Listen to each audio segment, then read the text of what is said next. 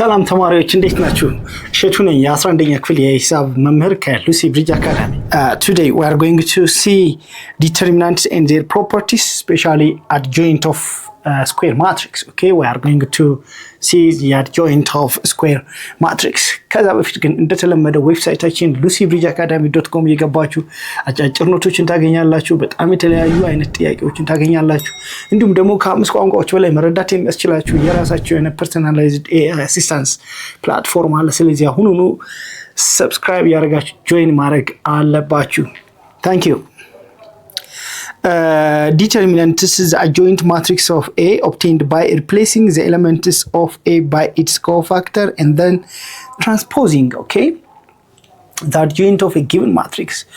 You have a matrix, you may be asked to find the adjoint of a given matrix. Okay, adjoint ማለት cofactor ነው ትፈልጉት እያንዳንዱን ኤሌመንት cofactor ትፈልጉና ማትሪክስ ታገኛላችሁ C እንለዋለን። so እሱን ትራንስፖዝ እናደርገው the transpose of C, the transpose of the cofactor is what? Adjoint of the given matrix እንላለን ማለት ነው። okay, good.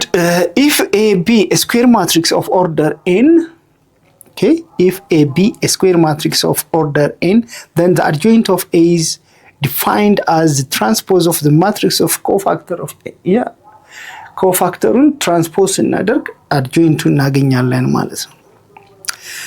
Adjoint of A, transpose of a factor of a matrix A. Okay, look,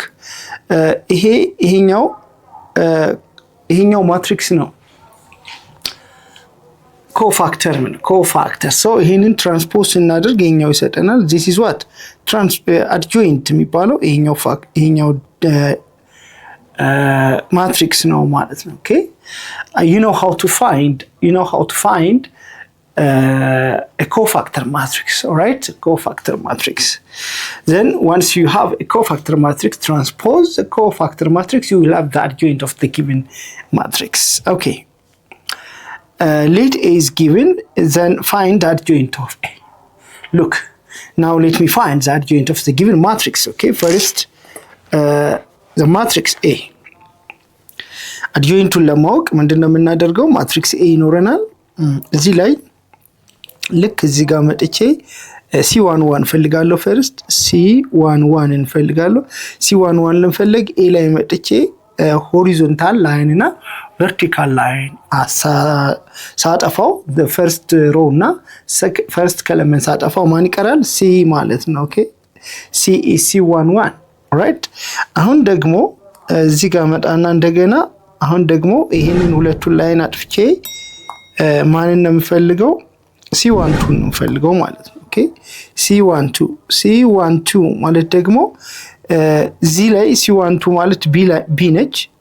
B ላይ vertical line እና horizontal line first row and second column vanish ሳደርግ C እናገኛለሁ ማለት ነው። okay, which is C. and the next one is C21, right? C21 ማለት ደግሞ C ላይ ማለት ነው። okay, እነኚህን አጠፋና now C21 ማለት second row first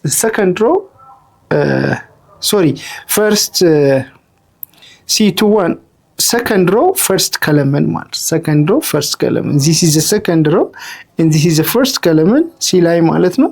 so ማንን አገኛለሁ? B አገኛለሁ ማለት ነው። okay, B አገኛለሁ ማለት ነው። አሁን ፋይናሊ አሁንም እነኚህን አጠፋና ማንን ነው የምፈልገው ማለት ነው? ማንን ፈልጋለሁ? C22 የመጨረሻው ኤሌመንት C22 ነው። C22 ማለት ደግሞ second column ማለት ነው። this is the second row and this is second column ማን ይቀረኛል? A ይቀረኛል። A እናገኛለሁ ማለት ነው። okay, now ምን ማለት ነው? አሁን C which is cofactor, it is a matrix. okay, cofactor C11 C12 C21 C22 ነው ማለት cofactorአችን which is equal to ነገር ግን በምን ይባዛል መሰላችሁ ልጆች? መጀመሪያ እዚህ ጋር ማይነስ ነው የመጀመሪያው ኤሌመንት ማይነስ ነው because እንደዚህ እናደርጋለን -1 the power of I plus j እናደርጋለን if I plus j is even 1 if I plus j is odd it is minus 1 okay so የመጀመሪያው 1 1 even ነው plus ሁለተኛው 1 2 ስለሆነ minus c ትሆናለች ማለት ነው okay minus c አሁንም 2 1 2 plus 1 is odd minus ትሆናለች minus or c to 2 is even which is plus so ምንድነው የሚሆነው c minus c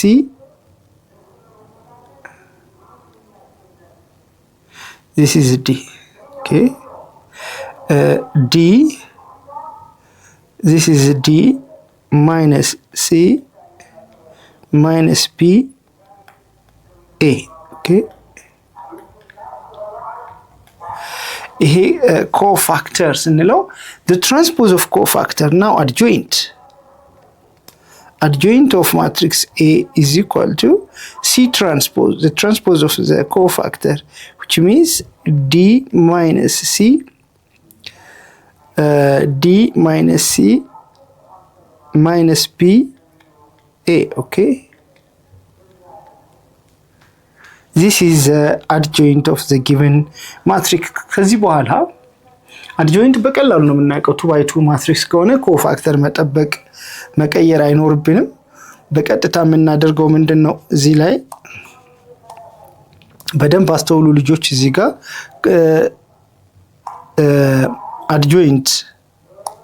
adjoint በቀላሉ ነው የምናውቀው adjoint of 2 by 2 matrix ከሆነ ወይም ደግሞ square matrix of order 2 ከሆነ በቀላሉ adjoint እናገኛለን እነኚህ ሜን ዲያጎናሉ ላይ ያሉት ኤሌመንቶች a እና d ኢንተርቼንጅ ማድረግ እዚህ ጋር ተመልከቱት AD የነበረው ምን ሆኗል DA ኦኬ AD የነበረው DA ሆኗል ማቀያየር ሜን ዲያጎናሉ ላይ ያሉትን ኤሌመንቶች እናቀያየርና the rest two elements ዲያጎናሉ ላይ ያሉት እነሱን በኔጌቲቭ ማባዛት c እና b የነበረ ወይም b እና c የነበረ minus b minus c እናደርጋለን this is always true so በዚህ መንገድ በቀላሉ adjoint እናገኛለን 3 by 3 square matrix ከሆነ ግን የግድ ኮፋክተሮችን c11 c12 c13 c21 c22 c23 ያልን ሁሉንም ኤሌመንቶች ማወቅ ይኖርብናል ኮፋክተሩን no short method okay 2 by 2 ከሆነ ግን በቀላሉ adjoint እናገኛለን ማለት ነው good so this is adjoint of the given matrix look A then we are asked to find adjoint of A okay እሺ ተማሪዎች የዚህን ክፍል ሙሉ ክፍል ማግኘት ከፈለጋችሁ ዌብሳይታችን ላይ ወይም ደግሞ የሞባይል አፕሊኬሽናችሁ ላይ ታገኙታላችሁ